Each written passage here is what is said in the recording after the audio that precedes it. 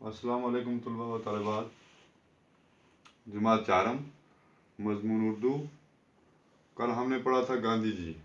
गांधी जी का सबक हमने पढ़ा था। गांधी जी कौन थे, कहाँ पैदा हुए थे, क्या करते थे, उन्होंने हिंदुस्तान की आज़ादी के लिए क्या क्या किया। तो ये सबक हमने कल पढ़ा था। आज उसके हम सवालात और जवाबात देखते हैं। जो भी मशक है उसको हम पढ़ेंगे, आज देखेंगे। तो यहाँ पे मैंने जवाब लिखे हैं, सवाल हम पढ़ेंगे। किताबों को आप देखो, उसमें सवाल आप वहाँ से लिखेंगे और जवाब मैंने यहाँ पे लिखे हैं। सवाल नंबर 1 में पूछता है, गांधी जी ने जनूबी अफ्रीका में किस चीज़ के खिलाफ आवाज़ उठाई। गांधी जी जब जनूबी अफ्रीका चले गए थे तो उन्होंने वहाँ पे किस चीज़ के खिलाफ आवाज़ उठाई। तो जवाब है, गांधी जी ने जनूबी अफ्रीका में नाइंसाफ़ी और जुल्म के खिलाफ आवाज़ उठाई। ये सवाल नंबर 1 है हमारा, उसका जवाब मैंने लिखा है यहाँ पे। सवाल नंबर 2, सत्याग्रह की तारीख कहाँ से शुरू हुई। जवाब यहाँ पे है, सत्याग्रह तारीख जनूबी अफ्रीका से शुरू हुई।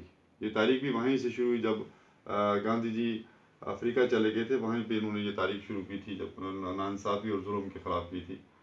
तो सवाल नंबर 3 है, 1942 ईस्वी में गांधी जी ने कौन सी तारीख शुरू की। 1942 ईस्वी में गांधी जी ने हिंदुस्तान छोड़ दो, ये तारीख का नाम था, हिंदुस्तान में शुरू हुई थी, हिंदुस्तान की आज़ादी के लिए शुरू हुई थी। तो इस तारीख को उन्होंने शुरू किया था 1942 ईस्वी में, हिंदुस्तान छोड़ दो। सवाल नंबर 4 का जवाब है, सवाल नंबर 4 है, गांधी जी ने घरेलू दस्तकारियों पर क्यों जोर दिया।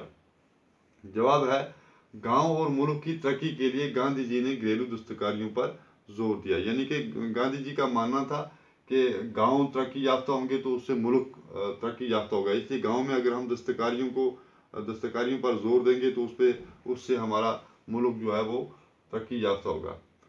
सवाल नंबर 5 पूछता है, गांधी जी को लोग और किस नाम से याद करते थे।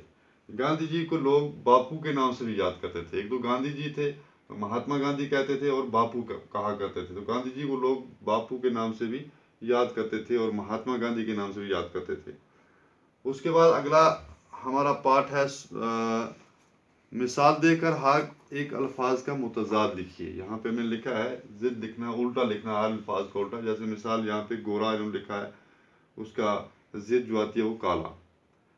फिर दूसरा लफ्ज़ है सच्चा, इसकी जिद है झूठा।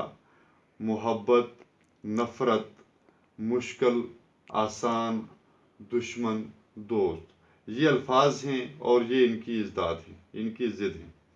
फिर अगला पार्ट है हमारा, जुमले बनाइए। अल्फाज दिए गए हैं और हमने उनके जुमले बनाने हैं। पहला लफ्ज़ है हमारे पास अकीदत। गांधी जी को लोग अकीदत से याद करते हैं। दूसरा लफ्ज़ है तशद्दुद, किसी पर तशद्दुद मत करो, जुल्म मत करो, सख्ती मत करो। जदोजहद, गांधी जी ने आज़ादी की जदोजहद की। रहनुमा, गांधी जी एक सियासी रहनुमा थे। तो ये अल्फाज हैं हमारे, इनके हमने जुमले यहाँ पे बनाए हैं। उसके बाद ये पूछता है, कालम अलग के अधूरे जुमलों को बे में दिए गए अधूरे जुमलों से मिलाकर जुमले मुकम्मल कीजिए। अब हम यहाँ पे जुमले लिखेंगे। उसके बाद 5वां है हमारे पास, कालम अलफ को कालम बे के साथ जोड़िए। कालम अलफ यहाँ पे है और कालम बे यहाँ पे है। कालम अलफ में है, गांधी जी ने तहरीक आज़ादी में। आधा हिस्सा है जुमले का, आधा हमने यहाँ ढूंढना है। और दूसरा है 1942 ईस्वी में गांधी जी ने। तीसरा है, वो चाहते थे कि हिंदू मुस्लिम सिख ईसाई। और चौथा, गांव खुशहाल होंगे। ये 4 अधूरे जुमले यहाँ पे हैं, जिनका आधा हिस्सा हम इस बे में तलाश करेंगे। तो सबसे पहले हम देखते हैं, गांधी जी ने तहरीक आज़ादी में एक नई रूह फूंक दी। ये इसके साथ जुड़े। दूसरा जुमला है, 1942 ईस्वी में गांधी जी ने क्या किया था, हिंदुस्तान छोड़ दो तहरीक शुरू की थी। ये इसके साथ जुड़ेंगे। फिर तीसरा है, वो चाहते थे कि हिंदू मुस्लिम सिख ईसाई भाई भाई हों। ये इसके साथ जुड़े, इनका इत्तेहाद हो आपस में। आखिरी वाला है, गांव खुशहाल होंगे तो मुल्क भी खुशहाल होगा। ये इसके साथ जुड़ेगा। ये कालम अलफ को हमने कालम बे के साथ जोड़ा। अब आप ऐसा करेंगे, इस जुमले के सामने इसी का हिस्सा यहाँ पर लिखेंगे कालम बे में, और इस जुमले के सामने इसी का हिस्सा इसके आगे लिखेंगे कापी के ऊपर। तो इस तरह से आपका ये कालम अलफ और कालम बे का जो सवाल है ये कंप्लीट हो जाएगा, मुकम्मल हो जाएगा। اس کے بعد 6واں ہمارے پاس ہے پارٹ، دیے گئے لفظوں سے خالی جگہوں کو پر کیجیے. لفظ ہمارے پاس دیے گئے ہیں، خالی جگہ بھی نیچے ہیں لکھیں گے ہم، تو جو لفظ جہاں پہ آتا ہے ہم کو وہاں لکھنا وہ سمجھ کے. پہلا لفظ ہے گمپا، مندر، گردوارا، مسجد، گرجا. تو یہ تمام نام جو ہیں یہ عبادت گاہوں کے ہیں جہاں پہ عبادت کی جاتی ہے. تو ہم دیکھیں گے کون سا کس میں آئے گا. گمپا جو ہے یہ بدھ مت، جہاں بدھ مت کے لوگ جو ہیں، مذہب کے لوگ وہ جہاں پہ عبادت کرتے ہیں اس کو گمپا کہتے ہیں. ہندو جہاں پہ عبادت کرتے ہیں اس کو مندر کہتے ہیں. گردوارا جہاں پہ سکھ اپنی عبادت کرتے ہیں اسے گردوارا کہتے ہیں. جہاں پہ مسلمان عبادت کرتے ہیں، نماز پڑھتے ہیں، اس کو ہم مسجد کہتے ہیں. اور جہاں پہ عیسائی لوگ اپنی عبادت کرتے ہیں اسے گرجا کہتے ہیں. تو یہاں پہ مثال لکھی ہے، اس نے مثال بھی لکھتا ہے، مسلمانوں کی عبادت گاہ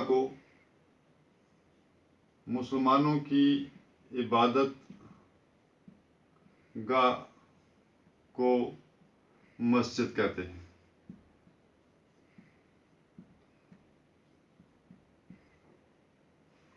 ٹھیک ہے، جہاں مسلمان لوگ عبادت کرتے ہیں اس جگہ کو ہم کیا کہتے ہیں؟ اسے ہم مسجد کہتے ہیں.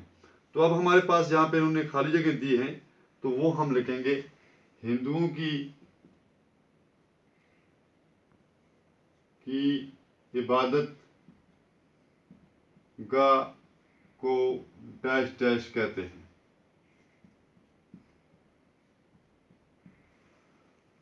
اس کے بعد دوسرا ہے عیسائیوں کی عبادت گاہ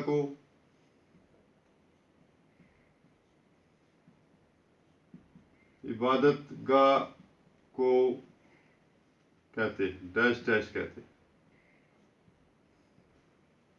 تیسرا ہے بدھوں کی عبادت گاہ کو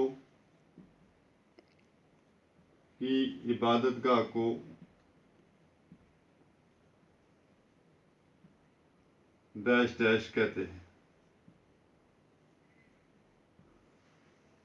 اور آخری ہے عیسائیوں کو ہو گیا، سکھوں کی عبادت گاہ کو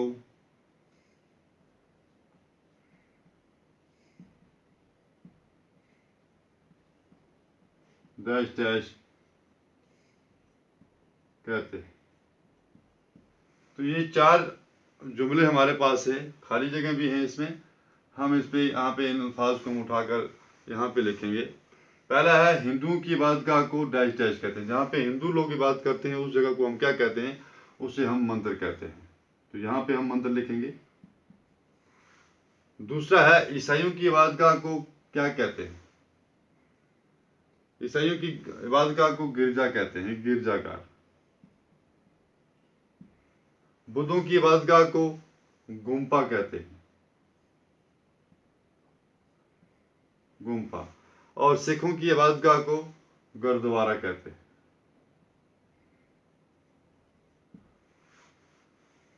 تو یہ تھے ہمارے مشقی سوالات گاندھی جی کے سبق سے. یہ سبق ہمارا آج مکمل ہو گیا. یہ دوسرا حصہ اس کا تھا. کل ہم نے ایک حصے میں اس کا سبق پڑھا تھا. یہ دوسرا حصہ تھا اس کا. آج یہ سوال مکمل ہو گئے. اب آپ ایسا کریں گے، ان کو اپنی کاپی کے اوپر لکھ کے رکھیں گے اور امتحان جب آئے گا تو آپ اس کو یاد کرنے میں آسانی ہو جائے گی. تو تب تک والسلام.